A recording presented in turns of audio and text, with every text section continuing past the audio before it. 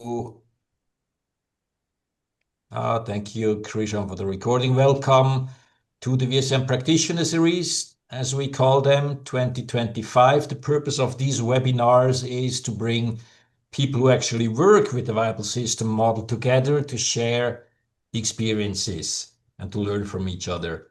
And what we have been, what we've been doing so far this year is we had so far 4 specific webinars in that series, besides other Metaforum webinars, of course, there's many others. But regarding working with the viable system model, a practitioner series, so to speak, we had Judith Hannemann on a application case that she did in a plant in Mexico. In May, we had already Mark Lambertz on the VSM collaboration canvas. It should say canvas, not canvas, canvas. In June, there was Christoph Maar from Step 5 Consulting and Michael Zaug from Ypsomed, a pharma company in Switzerland, about an application case. September, last time, Krishan Mattis, who is here tonight as well, on his VSM training with the title Thriving in Complexity. And today we have Mark Lambertz on the VSM accountability metrics. And he will explain us what that is about. So just in a rough view, in order to give Mark time to get ready with the idea, you can give me maybe a thumbs up when you're ready, Mark. Okay. Thumbs up. So I make it very short. This was what we have been written in the invitation for tonight. So it's a practical application experience that Mark will share with us tonight, share some anecdotes also from applications, and then discuss and reflect a little bit on potential learnings. We have time latest until 7 o'clock. We want to finish at 7 o'clock. And Mark, this is to introduce you. Maybe I think everybody knows you from TV and books and radio and cinema and so on. But maybe I just hand it over to you now to finish that brief introduction, say something about yourself, and then take it away, please, Mark. Thank you for being here. Yeah, thank you very much, Martin. Yeah, what can I say about myself? Let me calculate. Now I'm in my 12th year. So I'm 12 years old in terms of acting and working and being in touch with the VSM. And in the moment, I have the privilege to work at Bosch for to design new organizations. And of course, the VSM is my favorite, how should I call it, laser sword, maybe in this context. Yeah, like the Jedis. You remember maybe this famous scene when, who was it? I think Obi-Wan's pulled out this laser sword, shows it to Luke and says, an elegant weapon for more civilized times. And that's how I personally perceive the VSM. And I can apply it indeed at Bosch, sometimes explicitly, sometimes implicitly. This is what I will also share with you and my experience with this accountability matrix. Yeah, and I mean, probably you have also cross-read what is written there. So obviously I love everything and I try to absorb everything about how an organization works and how things work. Having said that, I suggest that I jump now right into the topic. And since we are a relatively small round, I would like to invite you also to interrupt me if you have a question. So that is totally fine. I mean, maybe not too often because otherwise I cannot explain everything. And what I want to show to you today is this so-called accountability metric. Unfortunately, I had to switch my computer because I was not able to use Zoom from my corporate computer. I'm on my private computer. Therefore, I had to transfer certain files. I hope that everything will work. One question. Krishan, this recording, will it be published in YouTube? I can answer that. If you agree. Yeah, we can also go through it and cut out some critical things. Yeah, then thank you. That would be important because in order to generate a value for you, I need to show also more than just naked templates, but some things that are pre-filled, but they are from real projects. And of course, I need to protect the company and the respect the security class. So we can discuss this later, Christian, or it will be automatically logical what needs to be cut out. I get in contact before I publish the video. Okay, excellent. Then I take over the screen. I hope you can see it. Please do so. All right. And at first, I would like to explain the 7-step methodology from Martin, if I may say so. And before I start, I announced this already, Martin. I have to throw now a lot of respect and love towards you. Why?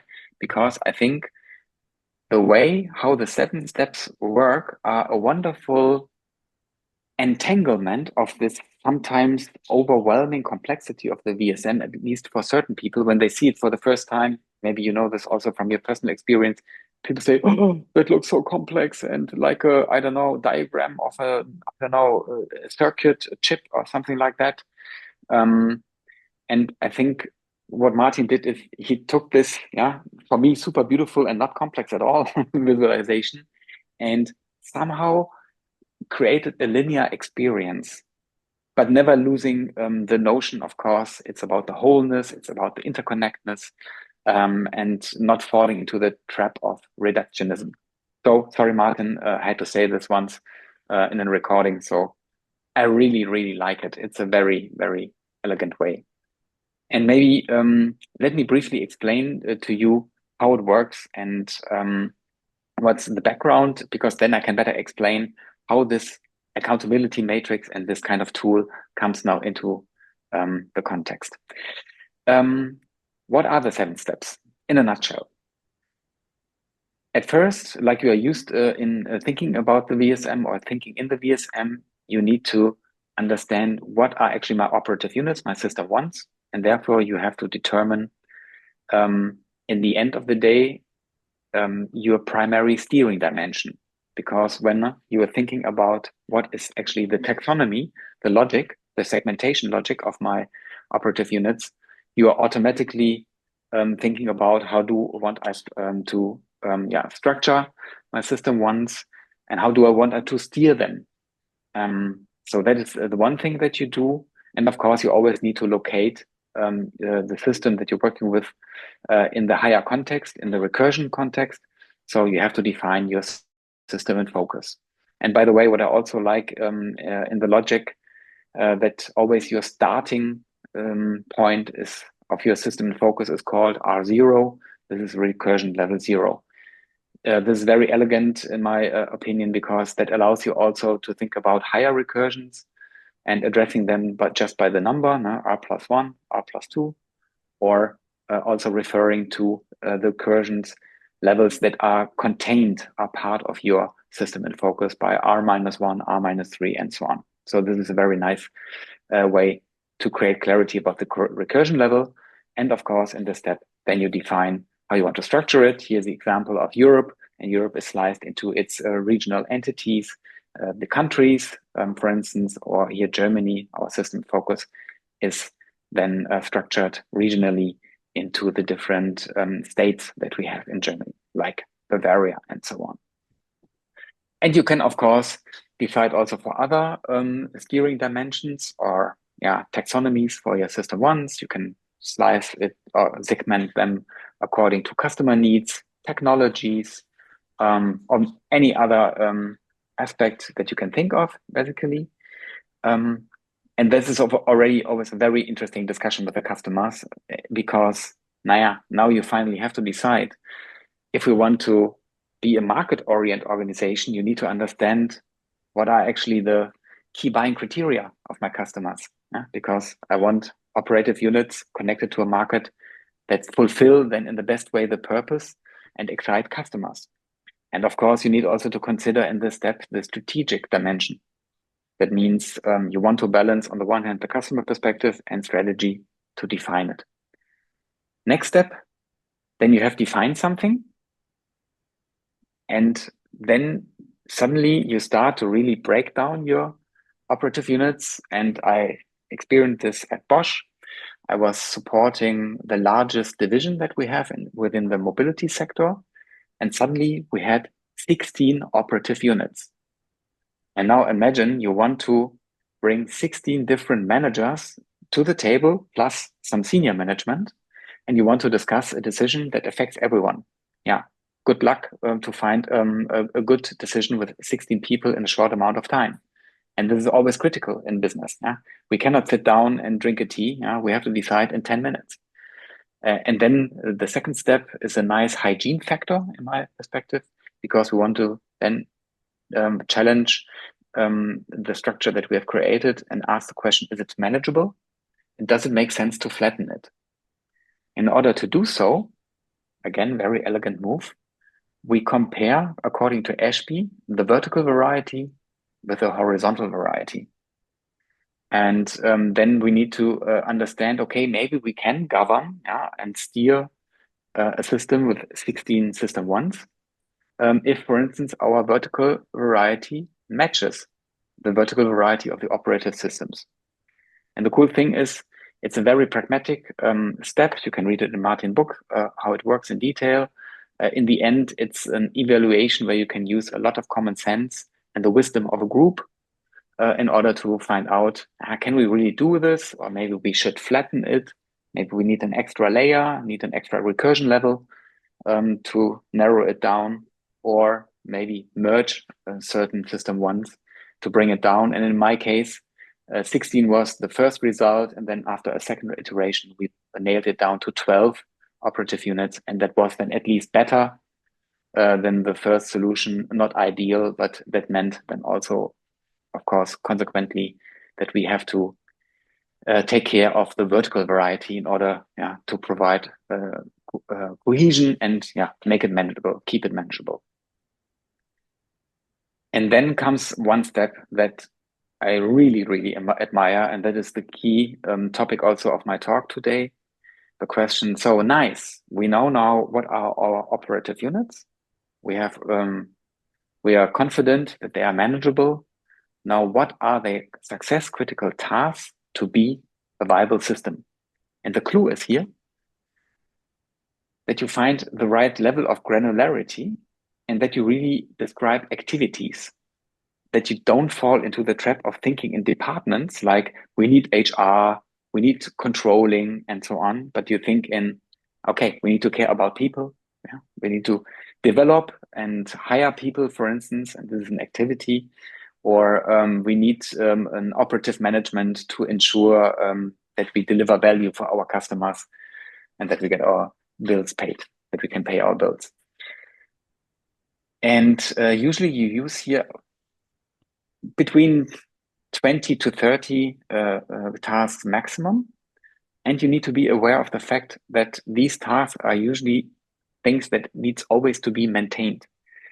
Example, maybe James Bond has the success critical task of killing the villain in each and every movie. But the success critical task of James Bond is to protect England. Yeah, so you have to really think on the system or at the system and not in the system. That is the clue. Don't think in operative tasks that once are done, but things that you always have to do in order to be a viable system. And that, of course, depends then on the complexity, the internal complexities, the complexity between the operative unit and the market, the environment, the variety that you have to deal with. But also, of course, you have certain drivers like overlapping environments, operational dependencies, and other coordination topics. And this is really interesting, even for a small team. I did this for a team, a project team, 12 people. They were super surprised how many tasks they have actually.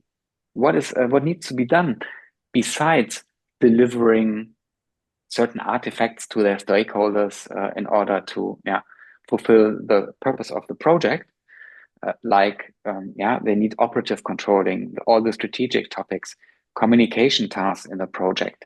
And communication meant really managing a super complex network of stakeholders across recursion levels, and also then also in different regions and markets. Really crazy, a lot to do. But this is a very helpful task in order also to help the team to understand, wow, what do we actually all have to organize, have to take care of? And also to be aware of the fact that besides all of the operative tasks, you have a lot of other things that you need to do that are mandatory in order to be able to deliver on an operative level. So this is already super. And also in a political environment, like a huge corporation, it is a certain rationality that you can generate, because nobody can argue against what is really success critical. What do we have to do? This is a question that is actually everywhere in any context allowed. And fun fact, in Bosch, the term success critical task became a term of itself. It's somehow also decoupled from the VSM, which could be seen as a flaw or as a feature. I prefer to see it as a feature, because sometimes that is also a nice glide path to dive into the VSM by just asking, okay, what do we have to do? And then, okay, let's organize this, and so on. So it is not always necessary to start with step 1 in this methodology. In my experience, it's also cool to start with step 3. But now step 4, this is really, sorry, I have to say this in these words, this is really the bomb. Because then we start to discuss the topic of subsidiarity in the end of the day. So which tasks need to be done here in the management body, overarching, and what are the tasks that shall be done in the operative parts. Sorry, this is here still German. It's zentral and dezentral, so central, decentral. And as you can imagine, in an organization like Bosch, where you have very strong divisions, which are somehow companies of its own with billions of euros of turnover and, I don't know, 20 to 30,000 associates in it, that these leaders, of course, want to keep as much control as possible on a decentral level in the division. While on the other hand, of course, in the central part, there we want to leverage synergies, and we want to control actually the variety. And besides this discussion, of course, next thing is, even on a central level, there are sometimes interesting discussions. Who is in the headquarter responsible for which topic? Yeah, is it a topic of HR or the transformation guys? In my case, for instance, and how do we split responsibilities? But the very, very healthy thing about this, even though this is sometimes very political, very emotional, it's an enormous clarification. And also from praxis, I would say, I mean, if you are able to clarify 80% of the topics in a healthy way, you're really on a good path. And we always have to live with a certain degree of unclarity in the system, and that we still have overlaps and maybe fights for accountability. No, I see rarely people fighting for accountability, but fighting for power and influence. And what do I own? And this is, again, in my perspective, you can do this even without using the VSM on the front stage. But as I've said in another talk last time, sometimes I use the VSM like it is said in the, what is it called? A Fight Club, first rule. The first rule of the Fight Club is you don't talk about the Fight Club. And sometimes I also apply the VSM in this spirit. I don't talk about it, I use it. And then I wait till people say, hey, Mark, that feels like you are doing the VSM, right? And yes. So I don't try to be a preacher and convince them. If it helps, I explain it to them, and sometimes I'm just doing my work, and I feel then safe for using the VSM, so to speak, because I have the frame. And then the next 3 steps, I make it now a little bit faster. I'm sorry for being so long here on this first part. Then we have clarity about what we do centrally and decentrally. then we can start to design our boxes in quotes, system 2 to 5, and allocate the identified tasks and maybe already certain meeting types and other organization artifacts on the systems. It's kind of, for me, also like a hygiene check, completeness check. And then it's nice to have the boxes, but of course we all know it's about the relations, the connections. In the 6th step, then we look on the communication channels. And this is also kind of a variety check. And for the VSM nerd here in our round, I can say this is kind of the principles and axioms that Martin baked into a checklist. Do we have the right timeliness of information and so on to make things work? And then in the very last step, we talk about the representation. Then we bring it, so to say, to the surface for the people, while we here were really on the level of the neurology of the business. Now we show the people also the typical organizational structure, the hierarchy, and allocate also certain the responsibilities now to people and roles, or certain other meeting types. So we have here tasks on the systems, and then we allocate here, usually with a RACIC logic, the tasks. Yeah, and coming from the praxis, I adapted this process a little bit. And now I will show you the tool that I created. Because when we start to ideate about success critical tasks, and imagine this is just a list of tasks and maybe a description, yeah? Super simple table. And then we decide, will it be done centrally, decentrally? Yeah? So we can, so to say, add a next column and make this clear, what is done where. And then you start to allocate the tasks on the systems of the VSM. It's like also another additional column in this table. You get the feeling, which every step here from 3 to 5, even to 7, sorry, because 6 is really just a check step. I work the whole time just in one Excel file, and step by step, it's gradually added and getting more context. And I don't have to switch the tools, because that's another disease, what I don't like in other methodologies.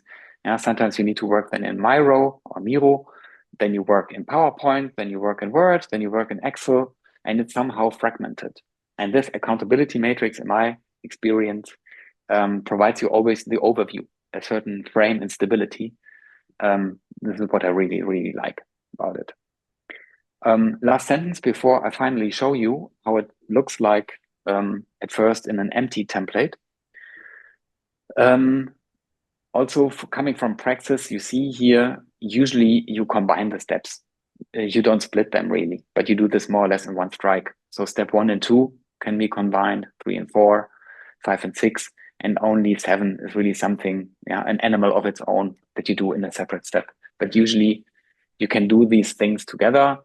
And in an ideal world, when you don't have a too political environment, you can say, you do this maybe in one day, the other 2 steps in one day, yeah, in a workshop, 5 and 6 also in the 3rd day. And then this is anyhow, a separate activity. So long context, but from my perspective, necessary to make it more tangible, what is actually this matrix about and how it is connected to the 7 steps. But before I continue, maybe I would like to give you the chance. Are there any questions that you have so far? Hints?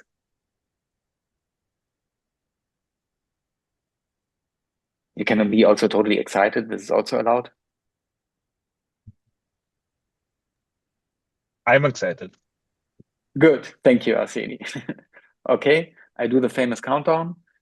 3. Marcus, thumbs up by Judith, and Marcus is saying something. Please, Marcus. Yes, thank you. Mark, it would be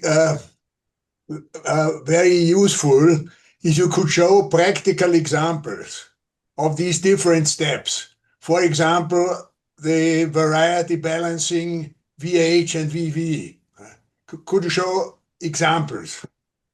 the problem is I have a lot of examples. Unfortunately, not now on my computer because I'm working now on my private computer and not on my corporate computer because I could not access Zoom with my company computer. It's not allowed. Zoom is forbidden in Bosch.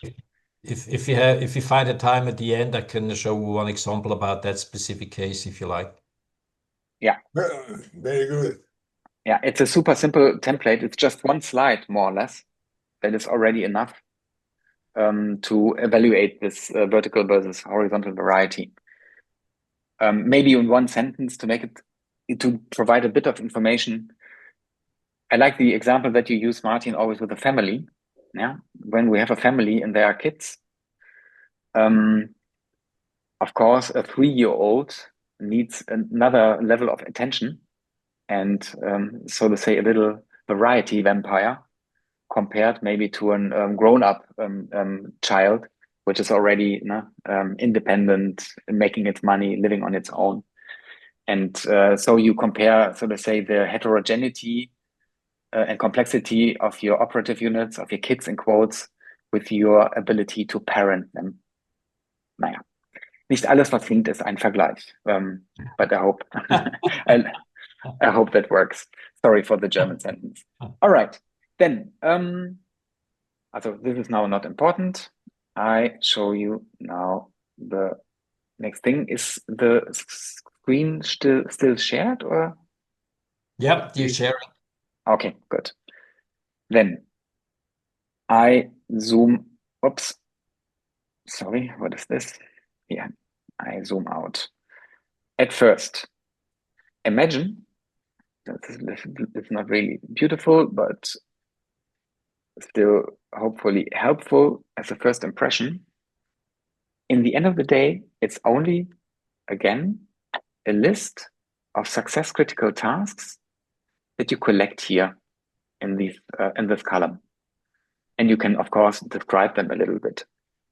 The beautiful thing is, let's think from the end, when you have this filled out, you have a 80% overview of all important success critical tasks and understanding where and who is responsible for bringing this task to life, maintaining it, taking care of it, and some other extra info.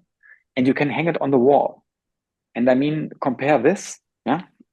And I'll show you the details in a second, but just to give you a little bit of a vision maybe, compare this to printing out the corporate hierarchy on a poster. And then you maybe get already an idea how useless, as we all know, is a hierarchy in order to understand really what the company is doing, who is doing what, and how are we actually interacting. Yeah, so keep this in mind maybe when I start now to show you the column structure. It's very simple. Like in any good VSM project, of course, we start with a name for our system in focus, and also very important in Bosch to explain people. This is the first step of an evolutionary process. We won't build the perfect organization at the first strike. Yeah, and we do, of course, a continuous improvement process.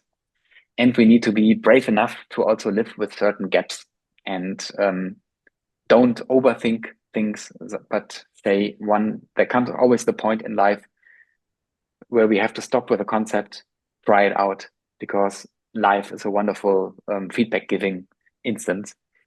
Yeah, so that we don't get lost in an abstract thing that does not help really people. Then usually you start with this famous list of success critical tasks. And I mean, one of the typical, most obvious success critical tasks that we always find in any viable system is, of course, someone needs to take care about the purpose of the system. Yeah, what is our business mission? What are our values? So typical cultural identity creating activities. And then when you have filled out this also with all the other tasks, and another typical task is for a company, you need to purchase things, you need some sort of sourcing.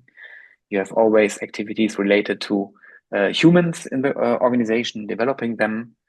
Usually you need to communicate, you need to sell, and so on. Yeah. So things that you can expect here. But again, it depends on the system. And I use this, of course, not only on a company level, but sometimes in quotes only on a project or department level. So this is the step 3, more or less.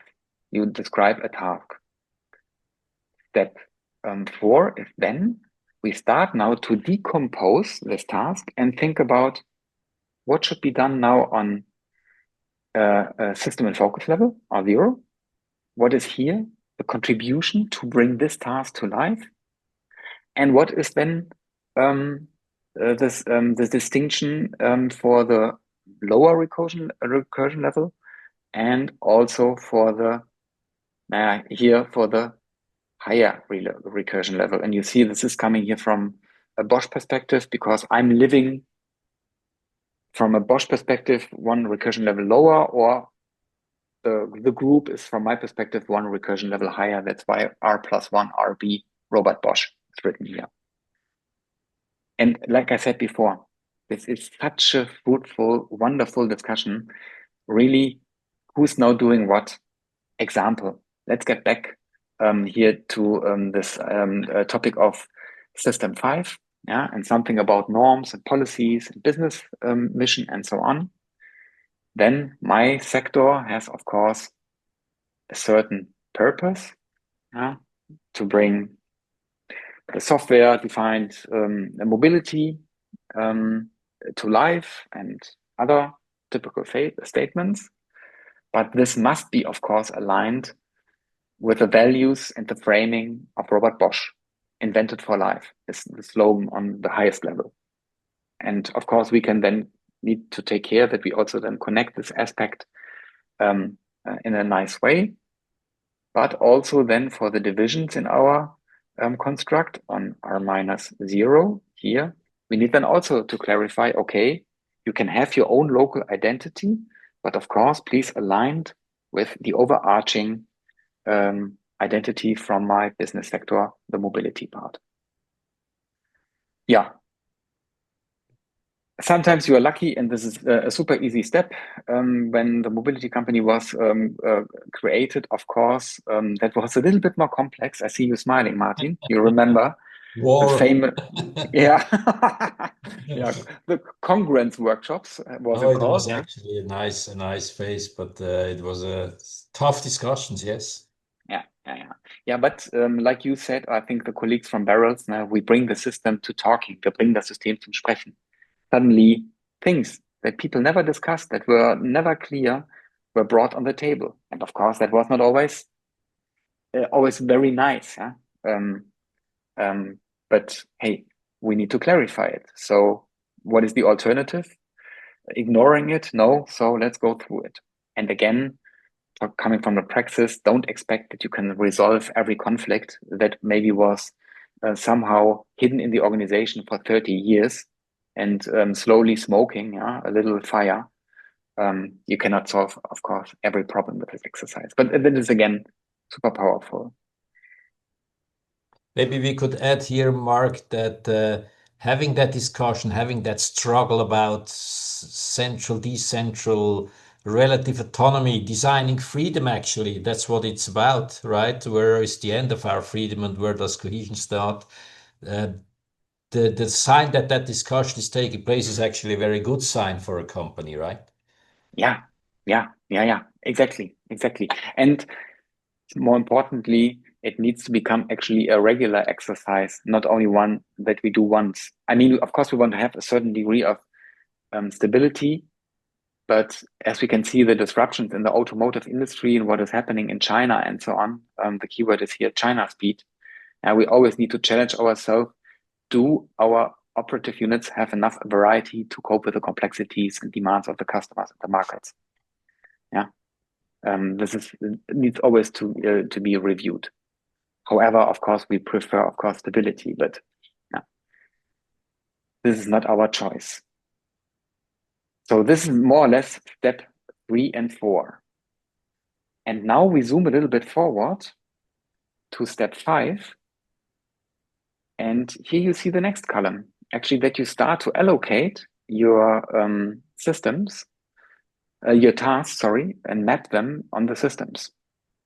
And that is, again, also a nice hygiene check, because then sometimes you realize, wait, I have a component in my task, let's call it finances, where I have the rather operative view, but maybe for a good reason, I have a success critical task that has a strategic dimension or aspect inside of it. And it makes sense actually to split a task in order to be able to, the one part is in system 3, the other part is in system 4. So that is already also very helpful in my opinion. And again, somehow a quality gate that you run through.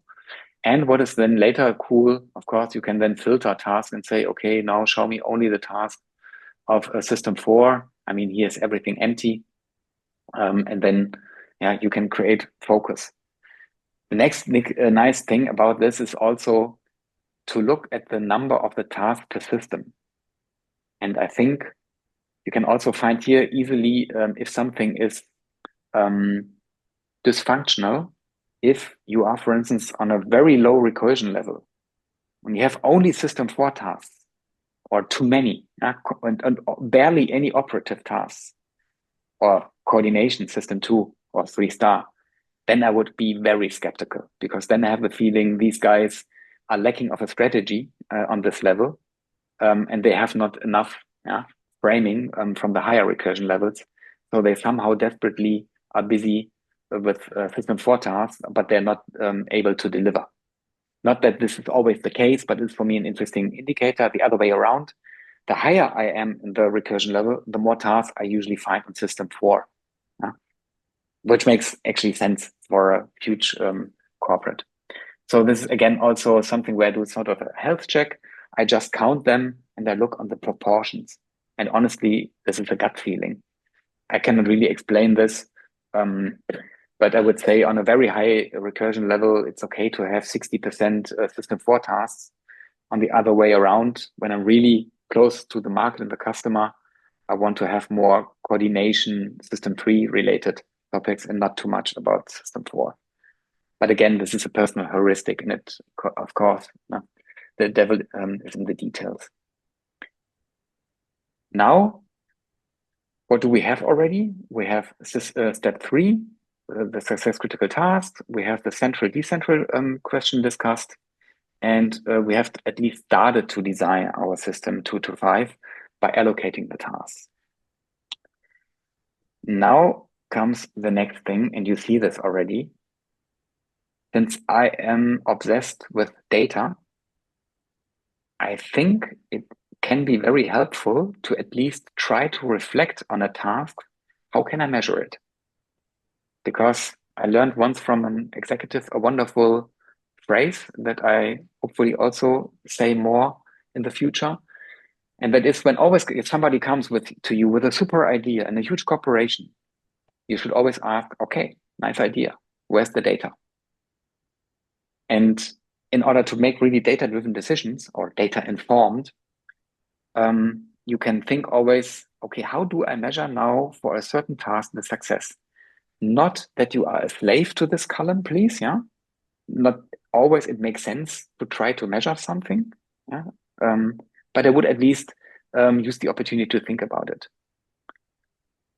And next to the fact that I love data, I'm also a tooligan. I love tools and elegant weapons like VSM or laser sword, sorry. So sometimes it can also be helpful to describe the tool or methodology or practice that you want to use to maintain a certain task. Example, portfolio management. Yeah, there are different methodologies how you can do portfolio management. And then you can also directly define this in this step. In my opinion, this is something that you anyhow tackle sooner or later. You always have to ask the how question. And sometimes a task can be also taken care of by using a tool or artifacts, like a purpose statement or a vision statement, for instance, when you have the success critical task to maintain your identity with a vision statement, if you think so. So these are 2 adders that in your book, at least to my knowledge, Martin, are not yet part of the accountability matrix. Then something that is also then part of our discussions where we did our project together, Martin. And then you have this term, I don't know how you call this actually in English, organisationale Gefäße. Organizational entities. Thank you. And then you can ask yourself, now I'm actually in step 7 already. So just for the sake of addressing it. And now I can ask myself, who is now really taking care of a certain task? Is it a role in my system in focus? And of course, in the beginning, you start with a few descriptions of a role or some roles, and you iterate this. No? You don't have the perfect idea right in the beginning. This is an incremental creative process, step by step. Or maybe you have a certain function in your existing organization, especially when you're working in the brown field, not on the green field, that needs to be somehow involved in taking care of it. And again, I'm using this race it logic. So who's responsible, accountable, from whom do you need support, who needs to be informed, or who should be consulted in the context of this SCT, success critical task. Then in Bosch, since we are not complicated enough with our divisional structure and product portfolio, of course, we have always the regional perspective. So here, this is kind of a tiny reminder. Hello, guys, in our context. Nice that from a German, Swabian, European perspective, you have described a thing, but what about China, India, Americas, and all the other important regions that we have in our company? And could it be fruitful, helpful, feasible, adding value to involve them in taking care of the success critical task? Example, strategy development. I mean, we from Germany cannot know everything what is happening in China. So obviously we need to be in contact with our guys and at least consult them for the strategic work a task or system for. Eventually, we have also involved other roles in our organization, certain executive functions. That could be another category that you need, especially when you have really far-reaching decisions that you want to take. Obviously, somehow you have to involve them, most likely for an approval. But approval, nice keyword, usually in our organizations, we have the challenge that sometimes the single person does not like to decide alone, but we do this in committees. Therefore, we have here also organizational entity next to roles, also like committees here, exemplary in this thing. And another learning from our project, Martin, you know the rule of a professional killer, no? Always tap twice. So it's cool that we have done the workshop. It's cool that people were in the room. It's cool that we feel the skin in the game. But then the workshop is over and we have this artifact and it's living on a SharePoint server. How do we bring it to life? And therefore, from a Bosch perspective, regulation management is a very mighty instrument to really create accountability, Verbindlichkeit. And therefore, we created here also a little checklist. So some tasks, they need to be regulated because we need to comply with, I don't know, tax regulation, with product warranty topics, and so on. And of course, Bosch has a huge also regulatory body for this. So just double checking. Do we need to change something to really make it clear that if the corporate audit function is coming to visit you, then this will have serious consequences if you have not taken care of it. And this is a little bit working also with this carrot and stick logic, but it's mandatory because we want to really bring it to life and check it on this level. And since this is not enough, then we would like to know, okay, where is this now really decided? That we do this, that the allocation of the responsibilities or committees will have really an impact. And to stress the people even more, but this is then also here the final remark. What is your confidence level? Do you think we're really going to do it? Or have we forgotten something? Because if the politics are intervening, at least let's try to be transparent about it and then adjust it and work on it. Because it would be a waste of time to create huge, cool concepts, but then in the end, they are absorbed by, I don't know, resistance or whatever is happening that prevents to make the thing happen. Yeah. So you can imagine that at the end of the day, building this takes, of course, then weeks till you have it. But again, imagine you have went through all these questions for every success critical task. And then finally, sorry, wrong scrolling direction. Finally, at the end of the day, it's still filtered. You can see what is actually going on in the organization and who's doing what. Yeah. So that is the accountability matrix. The VSM is the whole time in the background present. The ones who know.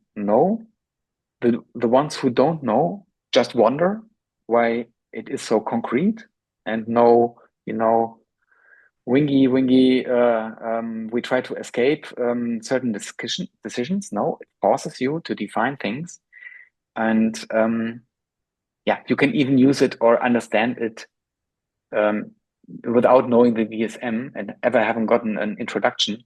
Besides, maybe of course here the allocation of the systems, that is of course a little bit VSM language. But for this purpose, I also did once a hack. Instead of writing system 2, I wrote coordination. Instead of writing system 3, I wrote operative management. So we can also, of course, translate the numbers into self-speaking terms to make it easier for people to understand what it's all about. Yeah, that was a long talk. Yeah.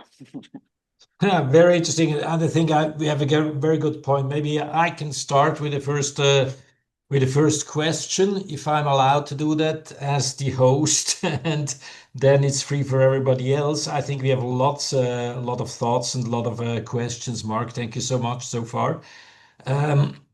What you pointed out in your last statement that what you maybe you keep that on the background.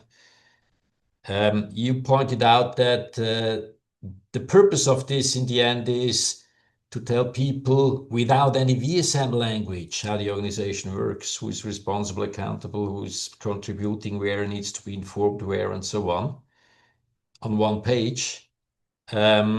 And I think that might be an important point, because if I critically look at this, we have developed that together, and if I critically look at it, it looks, of course, very linear, very bureaucratic, boxes and lines. Come on, that's not VSM. VSM is about circles and loops and so on. So what do you say about that?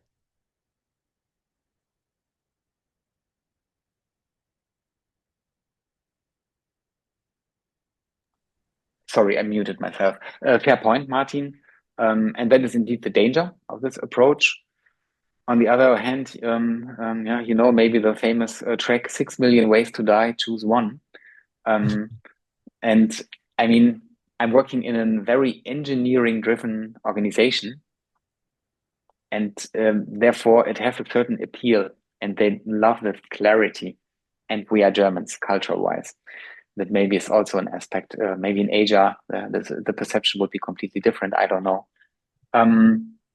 Would it be fair to say that the simplicity in this is actually the iceberg of what the VSM design contains? Because, I mean, all the loops and so on, they have been discussed, as you pointed out, in when we're dealing with variety amplifiers and attenuators in system 1s, and the questions of horizontal vertical variety, and then step 6, all the loops and communication.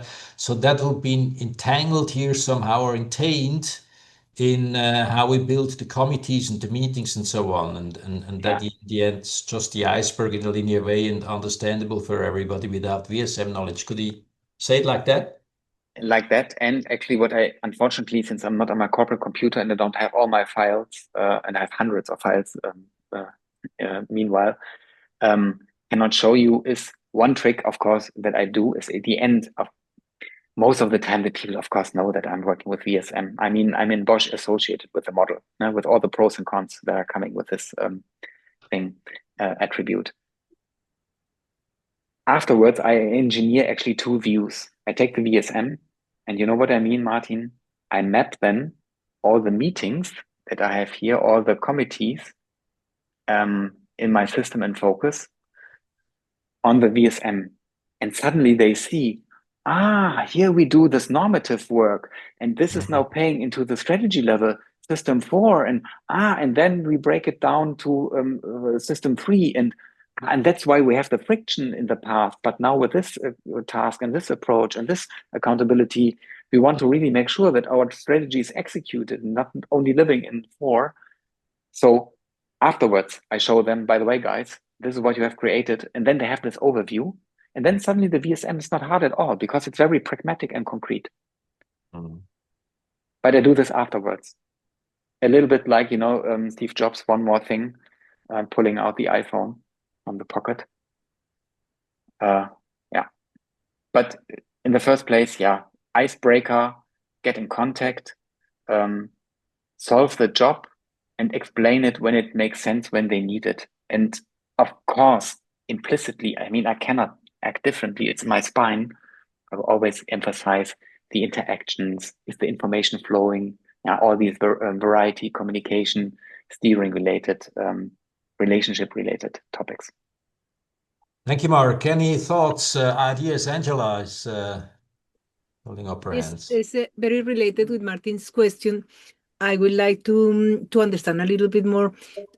Are you saying, Mark, that you are always in the background, you are drawing your VSM diagrams, but you don't interact with the participants until the end? I mean, until they have done all the different stages of data analysis and all the different matrices and everything. But you do your VSM all the time in the background? Yeah, and I don't have to draw it. I see it, luckily, when I close my eyes. It really depends, because, I mean, you can imagine the VSM at Bosch was going through a hype cycle. Yeah? People thought, here comes now the solution for each and every problem that we have in the organization. No, yes, we can solve many problems, but not everything is VSM related. Then comes this valley of disappointment, and slowly we come now to the plateau of productivity. It takes time. And in some environments, people really also ruined the reputation of the VSM, and that's why I'm not actively promoting it. Many people know it, and often people say, Mark, you're doing the VSM, or aren't you? And then, yeah, of course. But let's continue with the success critical task and so on, stay on the rational, because I don't want to have the discussion about the tool. I want to have the discussion about the impact, or from a cook perspective, I don't want to talk about my pans and pots. I want to talk about the dish. And if someone is curious, hey, how have you prepared this meal? I'm happy to explain it. But I don't want to have this discussion. It's about the impact. And that's the reason in Bosch. This is a very specific Boschi thinking. There was another hand by, I don't know the name, NHL Ukal. Who's that? Good evening. You're muted. Good evening. No, I had no question at all. But now, as I unmuted myself, I maybe can pose some questions. I ask myself, how do you analyze the paths of communication with these matrix? So not at all. This is not part. This is really step 6. It's in quotes missing in this matrix. It's not explicitly in a table or in a column or a row. Actually. This is something that I do while I create it. When I'm inventing meetings, for instance, it's actually a separate step, the whole communication landscape and meeting ecosystem. I do this on a separate slide. And here I use usually a visualization. You have the different recursion levels and then the meetings. And usually For instance, for a strategy cycle, you have certain steps and events. When do you have the market data? When do you have, I don't know, the internal planning data? When do you need to do the first analysis and And then it looks a little bit like a swim lane diagram, but VSM-ish in the background, of course. But this is a separate artifact. Yeah. Thank you. We have, by the way, what was your name? My name is Josef Lothzahl. Josef. But there's also, yeah, it's just a shortage of my name here. Okay, but Josef is okay. Yes. Okay, thank you, Josef. Maybe I can change John it. next, please. Thank you. Okay, thank you. Mark, a lovely presentation. Huge matrix, I think very German, very well organized, very like Martin's boxes, which I find a bit certainly very different from the way I do it. I think the thing I'd struggle with in this approach is that when you've pretty much been through the diagnosis, I mean, what I finish with is a huge VSM diagram, usually on an enormous piece of paper with loads of scribbles on it. And what you generally find is that there are some critical loops and relationships and patterns of relationships which aren't working very well. I mean, most of the work I've done the last few years, in fact, when I started with students sort of 10 years ago, it was all 1, 2, 3. And that seems to, the corporate world seems to be doing that a lot better. But 3, 4, 5 is usually a big mess. And you can describe that really clearly with the 3 boxes and the arrows between 3 and 4, and then the oversight from system 5. And those patterns of relationships, which are very clear on the model. I can't see at all how you do it on your massive matrix. Verbally, when we discuss the success critical task and allocate the tasks, then you automatically come across the frictions. But this is more or less, I do this verbally by coaching them. And if necessary, I visualize it. But I mean, to be honest, not so many people in organization are used to distinct an operative from a strategic level. Just to start really on a kindergarten style problem, not to talk about system 5 and the interplay then of the 3 systems. I decide this in the situation, to be honest. Again, I made the experience, if it takes me too long to explain a model and a theory, I lose the people. And then I'm rather baking this into my coaching and consulting and do this implicitly. And sometimes then en passant, I go to the, I don't know, flip chart and look, here we have this, here's the relationship. You see now here your task. Do you understand why we need here a better variety management in terms of, I don't know, having a meeting, a protocol, a document, how we exchange information, make a decision, take decisions. So the bottom line actually is, you said this, what we see here is a documentation. It's not a way of thinking. It's not a way of designing and developing. It's rather a way of making things explicit and understandable for people in the end, right? Yeah. Okay, but it will, if there are pathologies in the organization, they will emerge from this approach, yeah? Wait, this is the design phase, no? This is not the analysis phase. The analysis, of course, done before. So I usually start with pain point. I never started design without pain point. Never. Okay. I need always a problem. Well, absolutely. Before we go to Judith, good evening, Judith, by the way. Nice to have you. Maybe we need to point out once more, Mark, you said it before, that the relationships, the communication channel, the processes, the loops, and so on, there's a specific look at that in step number 6, and you come up with conclusions. Like John is saying, system 3, 4, 5 is not really working. Maybe system 4 and 3 are not related, so that strategies do not really end up in operative plans and therefore never are executed, which a pattern we see very often. That is detected in step 5, and there is measures for that, but you don't need that in in the target organization in the end. So you need to have actions for making a better design, maybe in the strategy process, and somebody's responsible in the strategy process here, right? And there's a to-do there. Yeah, and that's why maybe just in one sentence, I try to keep it short. That's why this is indeed then the documentation of the accountability. That's why it's called the accountability matrix. Okay. That is the focus here, because we have always in huge organizations, and I think Judith can share this impression, in huge organizations, who's actually responsible. It can take weeks to find out who has actually the final say. Judith. Judith, please. Final say. So I don't have a question, but so I always like to join because I also use the viable system model rather implicitly in Aumovio. My company has a new name, and so we had a spin-off from Continental. So I'm Aumovio now.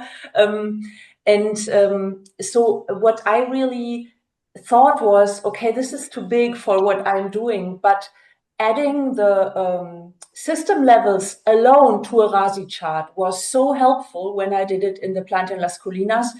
Adding the system levels to the RASI chart derived from the draft from the system that Martin always said he could paint on a napkin or draw on a napkin. Where is this gone? Yeah, when I see the Excel.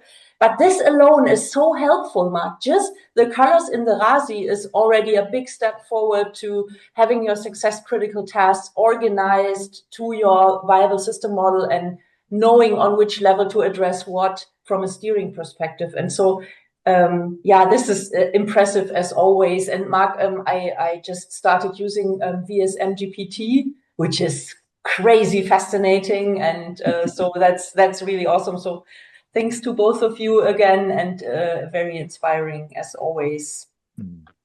That's actually, thank you very much, Judith. Before you answer or comment, Mark, just one thought. One of the questions that typically come, if you look at that here, where you say, well, okay, on the left side, I see all this, the system 2, 3, 4, 5, the success critical tasks that somebody has to steer there. So the steering tasks, so to speak, but I don't see system 1. Why do I not see system 1 here? That's a typical question. And I think that refers exactly to what Yuri just mentioned, because this is understanding the concept of recursivity and self-organization, right? Because system ones are not here because they need to do the same work for themselves. They need to organize themselves. We need to organize system 2 to 5 on our level of recursion. Yeah. Okay, yes, please. Excuse Mark, please. Just one sentence. But once I had, indeed, I allowed an exception in this project context, very small team, because they had their overarching tasks, and each of them, their person was really the operative unit. And then I allowed them, okay, but then let's distinguish between what are you doing in generating value for your stakeholders in the project? What is your contribution? But keep it distinct from system 2 to 5. And we collected this in one list. And there I had also then system 1 written down, but only once, because there was no lower level, and the people were, so to say, directly also part of the team. Therefore, I thought, okay, so what? It's okay. I see not really a violation of our principles behind. But usually, exactly, we treat our system 1 as black boxes, like Martin said, the principle of self-organization. Marcus, please. Yes. Well, Mark, this is a very important presentation you are giving. Now, you have all the practical slides on the wrong computer, but Martin, you offered to help out. I would like to see some examples. And mainly, I would like to see one of the horizontal versus vertical varieties and the balance of them. Yeah. Maybe Martin. Yes, Mark, if you want, I can use the case study that we developed together as well, and maybe while you out of that case study. Yeah, and maybe I can give a little bit of context while you're opening it. Yeah. In Bosch, of course, we created a lot of assets, and we want to give the people the chance to use the VSM as independent as possible from us coaches as possible. And therefore, we need practical example, problem, of course, in an organization, super political, highly political, to show really the inner workings of a division. Because you, of course, have there also always certain weaknesses inside. And then we decided, okay, we create a neutral, Swiss-like case study that is close enough to our business, but far enough from reality, so that nobody feels like being on stage and in quotes naked. And yeah, Martin, this is the case study that we have. Yeah, it's called the Automotive Interior Company. And small wonder.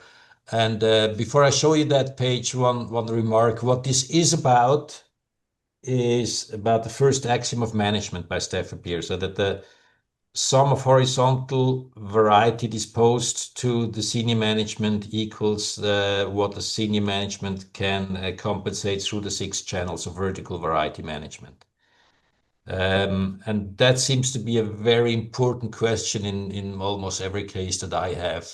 Be it, you mentioned it, Mark, either you can, an organization flatten and take some recursion levels out of it that are not necessary and still manageable, or you see what you need to do to keep it manageable. I mean, it's very interesting to look through that lens at the European Union, for example, or at certain political organizations. So the methodology is actually to measure horizontal variety and compare that with vertical variety. And if I say measure like Stafford put it out, there's more to quantification than numeration. We quantify by getting a feeling of the varieties. And how do we get a feeling of these varieties? And this is not Stafford, this is what has been developed in praxis actually. We said we will measure horizontal variety, the system 1 is disposing, with 3 criteria. First of all, the amount of operative units. Of course, it's easier to manage 4 than to manage 40. Their dissimilarity, if they're all the same, it's easier to manage, like a McDonald's restaurant. Every restaurant is the same. It's easy to manage that, and every system 1 element is different.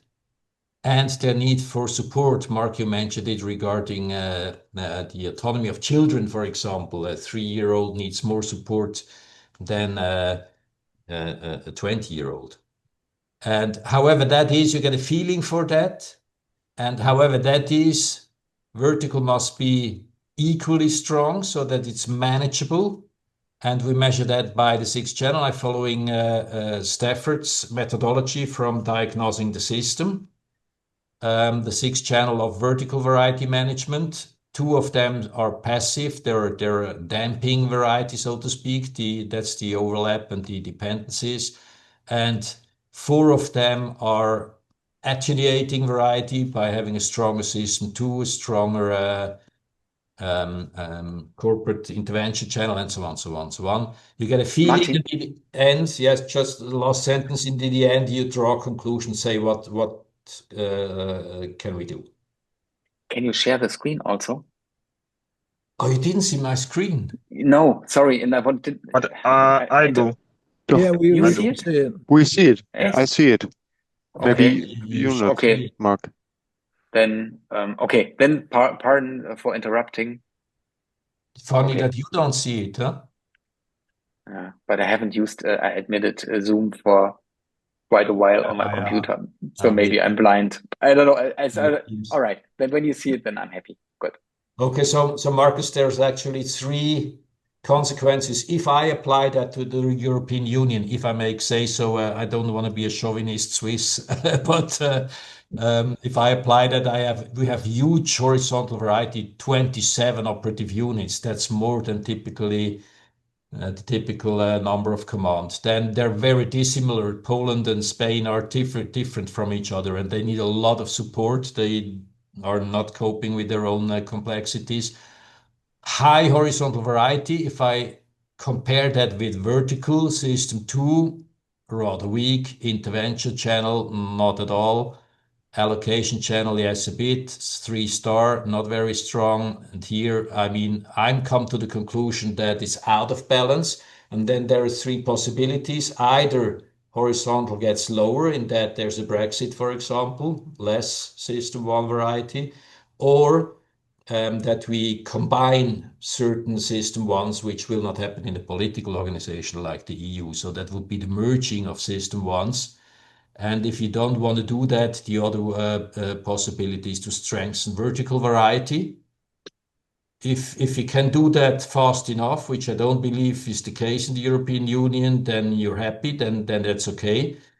If not, then another option would be that, of course, having another level of recursion. And that's the option for the European Union, I think, to break it up in 3 European Unions, let's say south, north, east, I don't know, which makes them manageable again.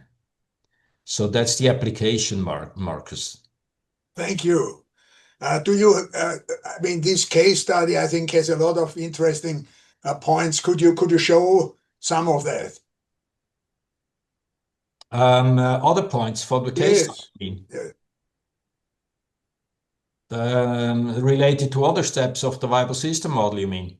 Whatever you think is interesting. I think this I think very insightful. Yeah, interesting is this. This is about the first step that Mark mentioned about the question of how do we design our system 1? Should it be products, or should it be regions, or should it be customer groups, or should it be a functional organization? And the criteria here are the question Peter Drucker, how do we put at the center of attention what the customer is paying for? And what helps us to implement our strategy. So that's also quite a simple methodology. In that case, you see they started as a function-oriented organization. They find out functional accountabilities, system 1s, have a lot of disadvantages, and product is better than region and customer. So they say we want to be a product-oriented organization, and their products in that case then are mentioned. Here they are door panels, instrument panels, center panels, cockpit modules. That's 4 system 1s. So that's a design question here. And here in that organization, they have then a transformation job from functional to a business unit organization, so to speak. So that's maybe one aspect, but here other aspects like you could deal with variety attenuation and amplifier between operation management to find out what the critical tasks are.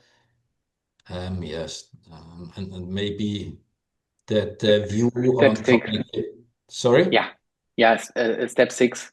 Yes, view on communication channels where you really have a look at the recursion levels, but also in your recursion, if you have the right communication channels. So what I learned from Stafford here was not look at just the critical ones, like you mentioned, John, as well, and don't try to solve everything. And if you look at the critical ones, then these questions of what channels are used, channel capacity, understandability, transduction, so to speak, synchronicity, and security.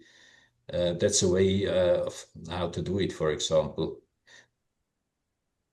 And maybe in the end, that's what Mark mentioned. I would like what I like on Mark's approach, Mark, is that implementation is included. You don't stop with paper, right? Of course, you start with involving people, developing things with people so they understand and want it in the end, but still you need some kind of an making sure that things are going to work. And I like very much on your approach that you're including that here. I also made the observation that if you read the RASIC diagram that you just shown before, in the vertical columns and say, well, if I'm responsible for human resources, what am my contributions to all the success critical tasks on my level of recursion? Where am I responsible? Where am I accountable? Where do I need support and so on? And you put that into one-pagers like something like that, a one-pager for a meeting. Then you have something to implement. You can add a very simple traffic light system here and say, are we really doing this or not? So you can measure implementation. Or what other kinds of implementation things or experience do we have? I like to keep an open discussion here. My thinking is that people are doing things in these organizational entities, being a meeting, being a department, being a committee, being an event. So if you want to change something, you have to change what people are doing in these meetings. And you can compare what they're doing with a target design like that. Yes, Angela, please. When you talk about your critical success factors, do they refer mostly to, let's say, system one kind of activities, or can they be any metasystemic activities as well? There is no... Only system 2 to 5. Only system 2 to 5. Yeah, because system 1 itself is organizing itself. So it has the responsibility to define the successful task on its recursion level. Okay, so we treat them like black boxes. We respect the principle of self-organization. That's the secret of looking at system 1 without looking into system 1, right? Yeah, also your guiding questions, Martin, they go like, what challenges emerge from the environment? What challenges emerge from the operation, and what challenges come from the management of the operation? This is exactly having in the eye of the storm, system 1, but it's not the topic. This is really amazing. Yeah. but I see what your question is, Angela, and I had exactly the same question, because what about system 4 of our system in focus, for example? And the point is that if you look at your system 1, you have also that loop between operation and management, and in there you have a system 4. You have system 4 elements in that.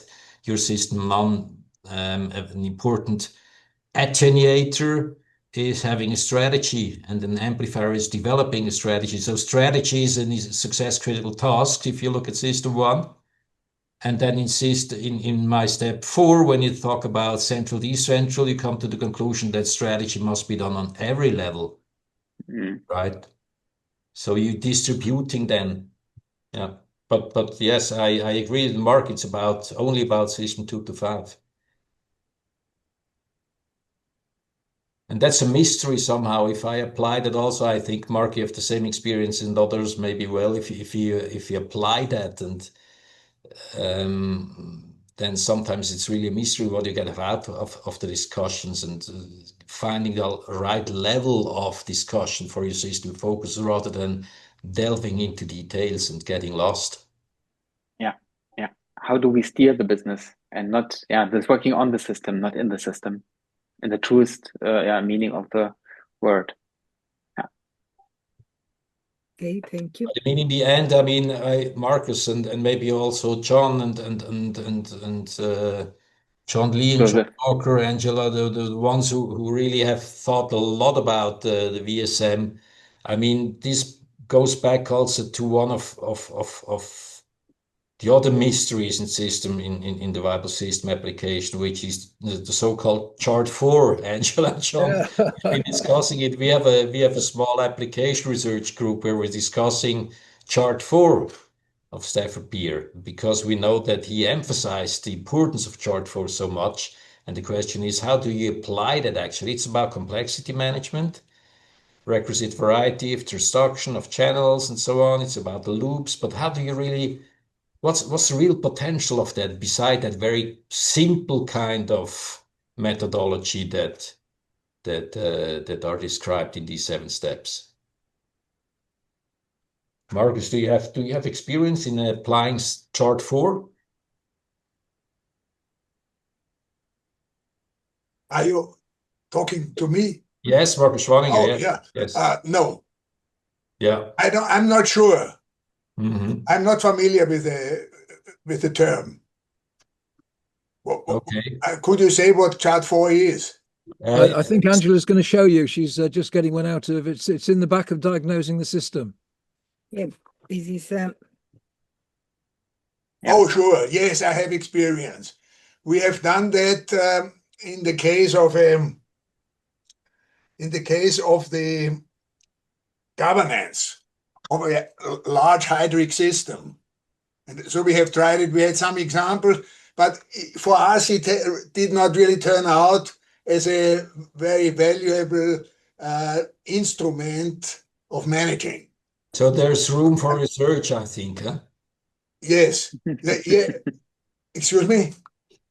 A tool for research. No, room for research. Room for research. Oh, yes, by all means. Research. Because we thought that we have to look into this more and try it more and so on. Yeah. But that's what our experience was. Yeah. It's my general feeling that we only scrapped the potential of what the model contains. If you also think about the performance indicator things and so on, operations rooms and so on. So yes, we will be kept busy, and it's going to be an interesting ride into the future, I think. Thank you very much, Mark, for that evening. Thank you very much, everybody else. I think we're coming to an end. We have reached the stage, I think, where the viable system model got quite some attention, at least in German-speaking markets, but also worldwide. And at the same time, we see what else we need to develop and to discover. And so we will continue with our webinars. Once more, the overview of our webinars so far. We will have one more this year, probably one more. That's the intention. And the one would be on November 12th at, it's not 5, it's 6 p.m. Sorry. I have to change that. Sorry. So I don't get it wrong. Need to share it again. 6 p.m. Central European Time. I'm sharing again my screen. Voila. Do you see my screen again? Yep. Okay, and the intended is I don't have an agreement yet, a handshake with Mike Jones. I have discovered Mike Jones on LinkedIn. He's posting regularly on VSM, not on VSM, on strategy. And I think he has the best view on strategy that I've seen in almost 20 to 30 years. He's a very knowledgeable about the VSM, and I think he brings it together very well, VSM and strategy and planning, the difference also between strategy, planning, system 3, system 4 stuff. So, and it's very practical also. So I enjoy, you get the invitation as usual. And I invite you, would be very happy to see you again for an exchange on working with the viable system model. That's it. Thank you very much. Also, Krishan, for organizing everything. Mark, once more, for being with us, and have a nice evening. See you next time. Bye-bye. Thank you. Bye.